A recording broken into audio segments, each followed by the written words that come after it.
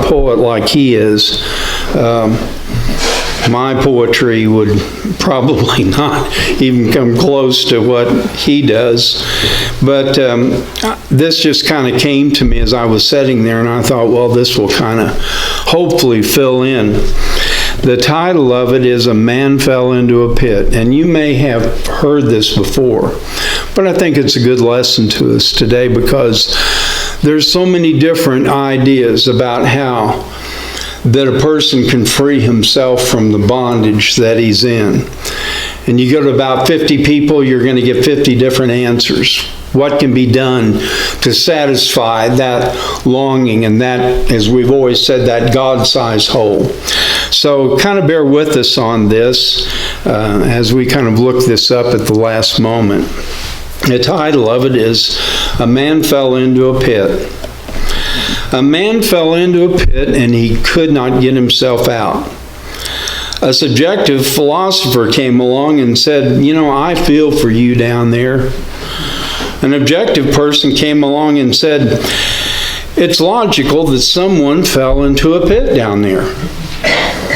Christian Science came along and said, well, you only think you're in the pit. Pharisee came along and said, only bad people fall into a pit. A mathematician came along and calculated how that the man fell into the pit. A news reporter wanted the exclusive on how the man fell into his pit. A fundamentalist said, you deserve your pit. Confucius came along, and you all may not, this kind of got to me, but Confucius said, if you would have listened to me, you would not be in that pit. Buddha came along and said, your pit is only a state of mind. A realist said, now that's a pit. A scientist calculated the pressure necessary pounds per square inch to get him out of the pit. A geologist told him to appreciate the rock strata in the pit and the rock formations. The county inspector asked if he had a permit to dig a pit. The county tax assessor came along and figured the taxes that he owed on the pit.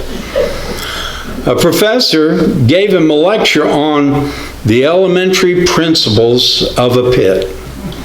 An optimist said, well, things could be worse. A pessimist said, things will get worse.